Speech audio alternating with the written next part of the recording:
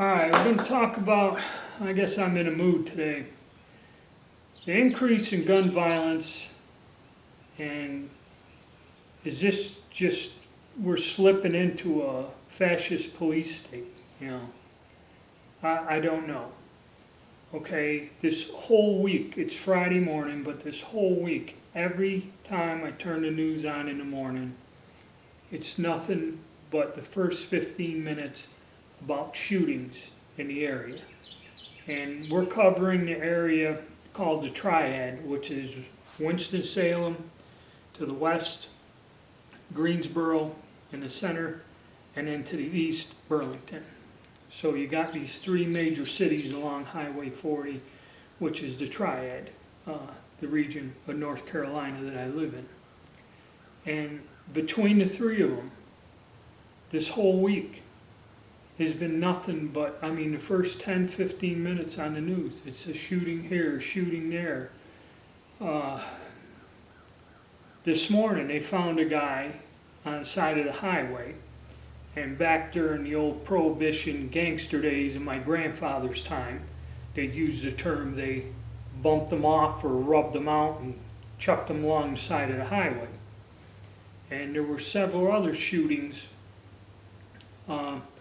around bars, places. So you know, and then a lot of them too. In Burlington, somebody pulled up to this woman's house and fired 20 rounds into the house, and the windows, the doors, the side of the house all shot up. And it's a woman with 2 children that live there, you know.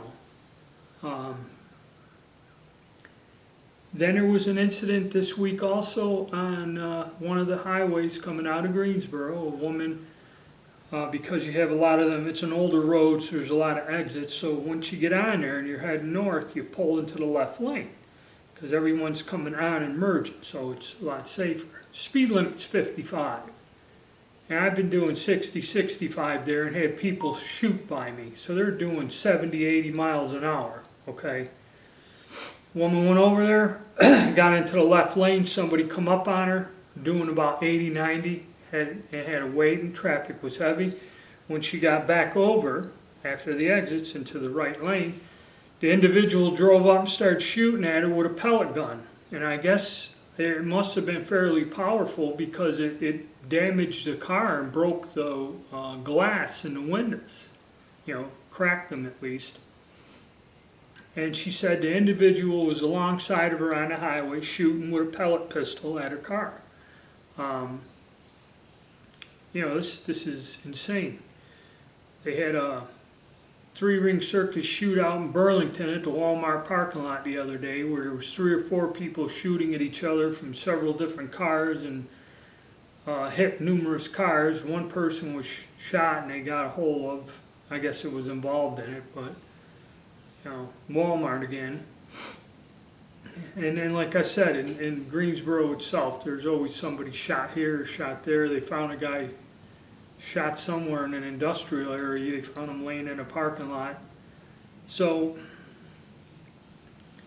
is it, because see, some of these too, like one where a guy shot a woman at a gas pump at a Sheetz gas station. You know, that was his ex-wife or it was some kind of custody battle or legal thing. There was an incident where Saturday afternoon these guys were playing a video game in an apartment and then the shooting broke out. They got in an argument, started shooting. A lot of this could be gang related. Some of it is just people out of their mind, like the woman with the pellet gun, you know, scenario. The Walmart shooting was probably gang related. They all were in the parking lot, got in an argument, started shooting at each other. And a lot of these weird things where you find a person around an area, bars or whatever, I think is more drug/gang related than, say, you're walking down the street and somebody approaches you with a weapon and demands money. That does happen, but not as frequently as a lot of this stuff is. And then again, another would-be mass shooter has been arrested. They throw that in today too. Another person got nabbed. is the news is this just normal and they don't report it to start panic? And now all of a sudden out of the blue they're reporting every minor incident and shooting. For all we know, see, this is where the news media, they don't report stuff sometimes. It's all on an agenda. Okay? This could be just an everyday thing, nowadays. And now they're bombarding you with it. And see, because the reason they wouldn't report it is because it would spark mass panic in a different way. It seems that you're getting bombarded with this because they're all trying to push gun control laws, gun laws. And actually, I don't believe any of that would help. Okay, because it's like the one person said, you're not taking away the intent. The reason people do this or do violent things. Okay, taking away the tool or restricting the tool is one thing, but again, what are they doing? I mean, our society is falling apart, all right? And it's all tied in. The economy, money, jobs, if people have money, and then drug use. It's like the drug problem. That's a multi-billion-dollar industry, an illegal industry. I'm talking billions of dollars. Okay, and I believe a lot of this is sparked by it. Either people using drugs, selling drugs, whatever. It's ingrained there. And then that's the gang activity.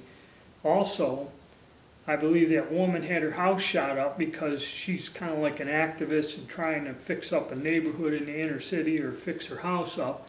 And the gangs don't like that. They don't like it when you come in there and start settling down and having decent people live there, because then it forces them out of there. They have to go to some other place when you have families and this living around. So that kind of starts some of the violence. And then this crap where they just go around shooting each other up in parking lots of the supermarket or something.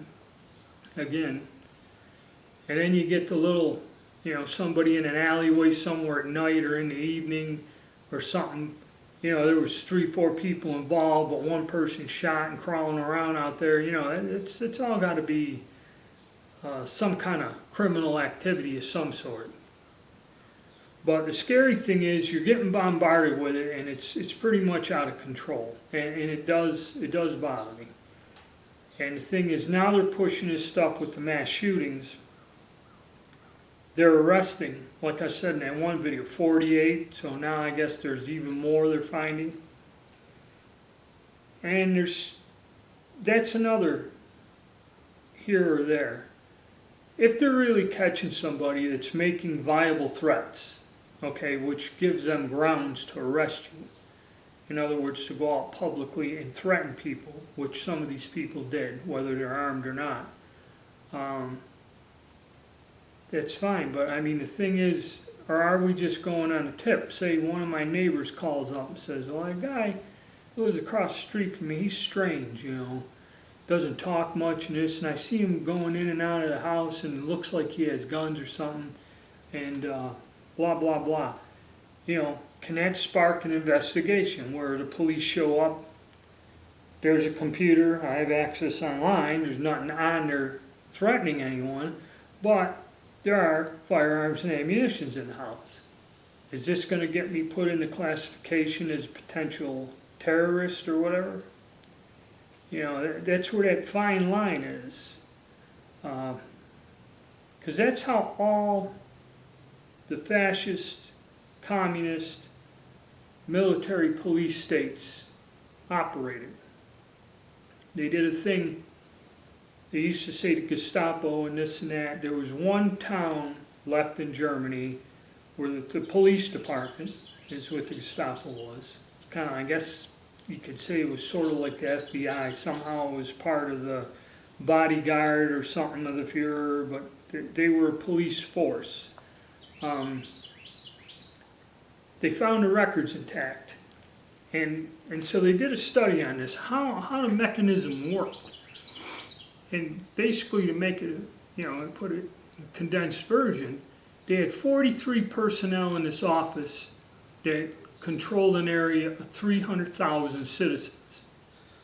So they said, how can, like in the movies, that they know everything, they see everything, and then they catch people, and they had a pretty high success rate. Well, what they did is they did an example of this one individual. There was some person, a woman, moved in, rented some root cellar or a little apartment or some crap because people were being relocated during the war. She'd come into town, she was a stranger. And she ended up living there and renting this apartment. And because of what it ended up is the citizens would write letters. There's a suspicious person. This person doesn't give the salute. This person has strange looking friends that come and visit and this and that. And they showed the file. And what it was is the more the people wrote these letters to the police headquarters, it's kind of like once the file gets about that thick, or there's 40, 50 complaints in there, they just went, arrested the woman, photographed her, and sent her to a death camp, and that was it, gone. Okay? No trial, no nothing, just because they had a big file folder full of these complaints. No evidence, no nothing. Okay? That's how these police states work. Fortunately, our justice system still somewhat works to a degree to where they can't just haul your ass off, okay, for no reason or just on suspicion. And but see, it's the mechanism on how it's done. There's fear, and the fear is not from the government or a leader, okay, like it was in those states. The fear is just for your safety, your own personal safety. I mean, and the news bombards you. It's scary, okay? Because I'm saying in the past 2 weeks, it's like constant. All right. Somebody shot there, somebody shot here, this and that. They're finding bodies all over the damn place. There's all kinds of incidents going on.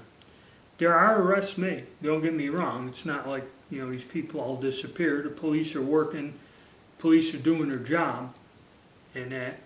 But it's just, it shows people are out of control. Okay, I don't know what's causing it, or, if it's just a gradual decline in social order, because most people, you see them on the road, they don't care. They don't care about anything, any laws or anything. And then when something goes wrong, they just flip out. I don't know, maybe they're on drugs, maybe they're on some kind of prescription medication, from their doctor. A lot of people that are a little, out there. And then their reaction is, just a minute there's a problem, shoot the son of a bitch. It's crazy.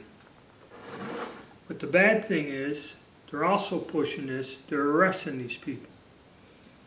And like I said, yes, if there's intent and these people were doing it, fine, arrest them, okay? I mean, within the confines of the law. But they're not giving you the details on this. It's just something, like I said, where I piss off one of my neighbors and they just make some crap up, and next thing I know, I got law enforcement up at the house wanting to look around. I don't know. I don't know how far this is going to go.